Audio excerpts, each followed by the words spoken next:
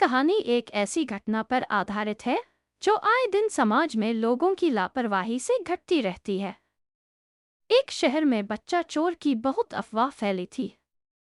शहर के निवासी बात को हल्के में ले रहे थे, लेकिन कुछ दिनों के अंदर ही शहर से दो बच्चे गायब हो जाते हैं। बच्चों के गायब होते ही गांव में दहशत का माहौल छा जाता है। सभी अपने अपने बच्चों को घर से बाहर न निकलने की हिदायत दे देते हैं और प्रशासन को खबर दी जाती है। लेकिन मामला सिर्फ एक शहर का होता है, इसलिए इसे निचले स्तर तक हल करने का प्रयास किया जाता है। 2-3 दिन गुजरते ही दूसरे शहरों से 7 बच्चे गायब होने की खबर आती है।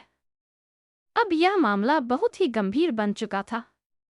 कई शहरों में यह दहशत फैल चुकी थी। लोगों ने अपने बच्चों को बाहर खेलने जाने तक से रोक लगा दी थी। अब इस मामले को गंभीरता से देखते हुए एक जासूसी टीम को यह कार्य सौंपा जाता है। जासूसी टीम में एक अधिकारी और 2 युवा सहकर्मी होते हैं, जिनमें एक लड़का और एक लड़की होते हैं।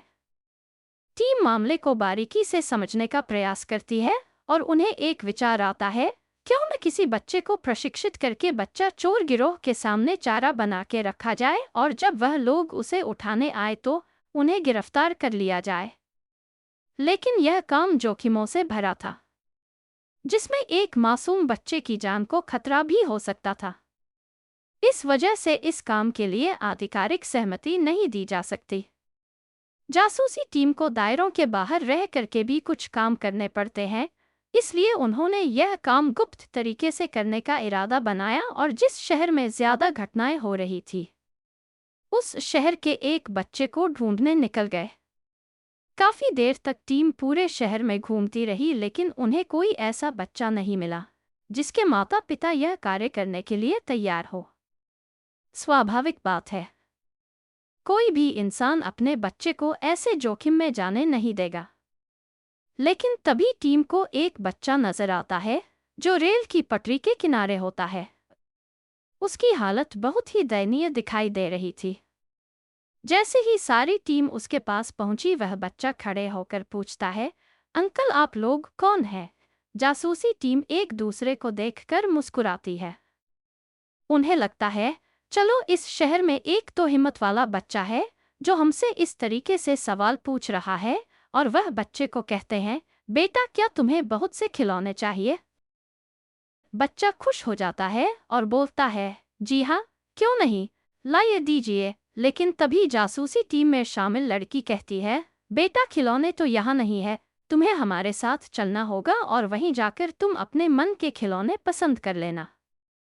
लेकिन तभी बच्चा पलटकर जवाब देते हुए कहता है, नहीं, आप लोगों ने यदि मुझे भी पकड़ लिया तो वैसे भी शहर से बहुत से बच्चे चोरी हो रहे हैं। तभी जासूस अधिकारी आश्चर्य भरी निगाहों से उस बच्चे को देखता है और सोचता है कि भला इस बच्चे को इतनी जानकारी कैसे है, और वह मन ही मन खुश होता है कि चलो कम से कम यह बच्चा समझदार है और इनका काम बन सकता है। और लड़की मुस्कुराते हुए कहती है, अरे नहीं बेटा, हम तो उसी बच्चा चोर को पकड़ने जा रहे हैं और इस काम के लिए हमें किसी बहादुर बच्चे की मदद चाहिए।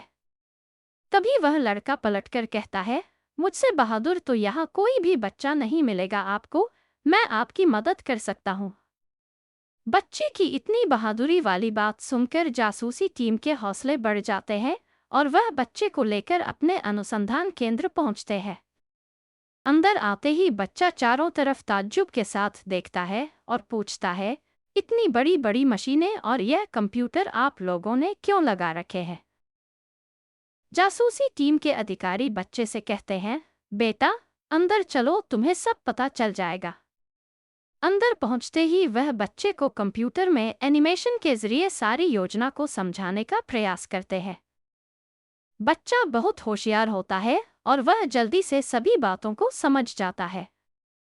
दरअसल उसे बच्चा चोर गिरोह के जगह का पता लगाना है, लेकिन उसके लिए उसे ऐसी जगह घूमना होगा जहां से वह बच्चा चोर उसे उठाकर ले जाए, और इस दौरान बच्चे के कपड़ों में जीपीएस ट्रैकर लगा होगा और वह जहां जहां बच्चे को लेकर जाएंगे, जासूसी टीम को सारी सूचना पता चलती जाएगी और योजना के अनुसार बच्चे को उसी जगह पर ले जाकर खड़ा किया जाता है जहां से पिछले ही हफ्ते 2 बच्चे गायब हुए थे।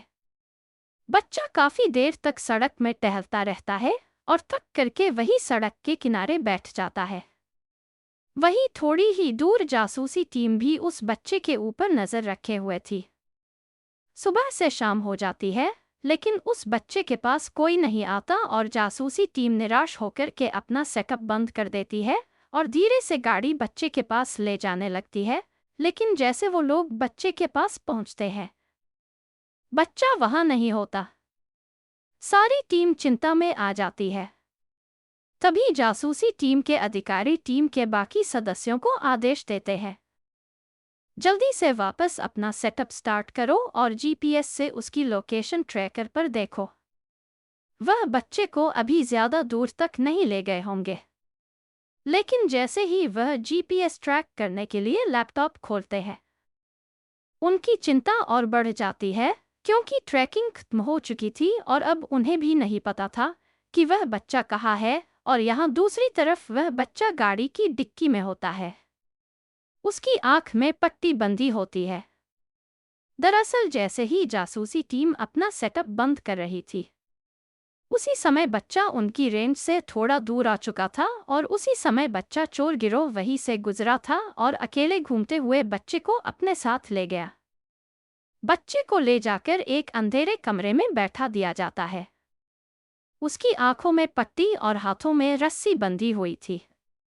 काफी देर कोई आहट सुनाई नहीं देती तो बच्चा हिम्मत करके अपने पैरों की मदद से अपने आंख की पट्टी हटाता है और वह देखता है कि कमरा कचरे से भरा हुआ है। ऐसा लगता है यह कोई गाड़ियों का गैराज है। तभी बच्चे की नज़र कमरे के ऊपर बनी खिड़की पर जाती है, लेकिन खिड़की बहुत ऊंचाई पर होती है, जिसकी वजह से बच्चे को बाहर का कोई नज़ारा नहीं दिख सकता। बच्चा हिम्मती था, इसलिए वह बाहर निकलने की कोई तरकीब लगाने लगता है। यहाँ जासूसी टीम उसी लोकेशन पर पहुंचती है जहां से बच्चे को उठाया गया होगा और काफी निरीक्षण के बाद उन्हें उनका जीपीएस ट्रैकिंग डिवाइस सड़क पर पड़ा दिख जाता है।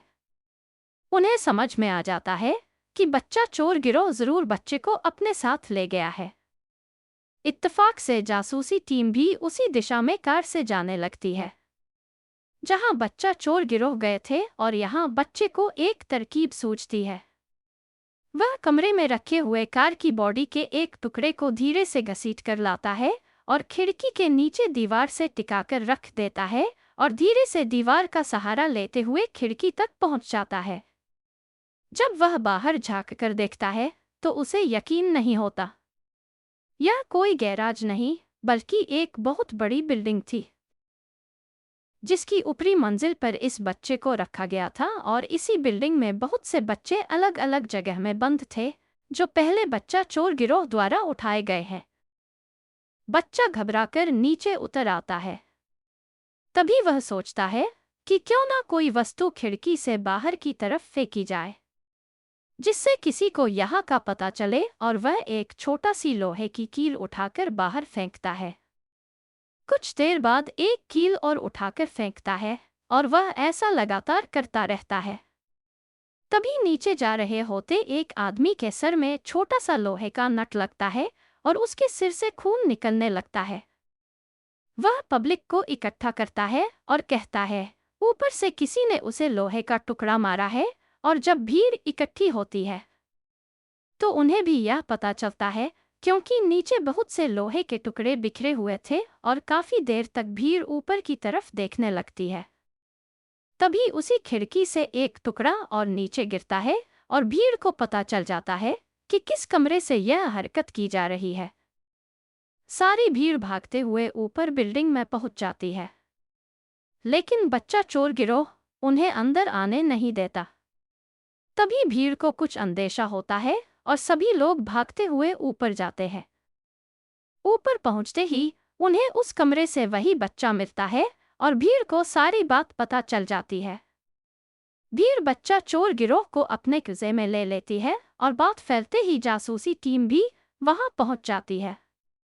इस बच्चे की समझदारी से जासूसी टीम ने बच्चा चोर गिरोह को गिरफ्तार करवा लिया था। सभी लोगों ने उस बच्चे की अक्लमंदी की बहुत तारीफ की और जुर्म की दुनिया का यह अध्याय समाप्त हो गया।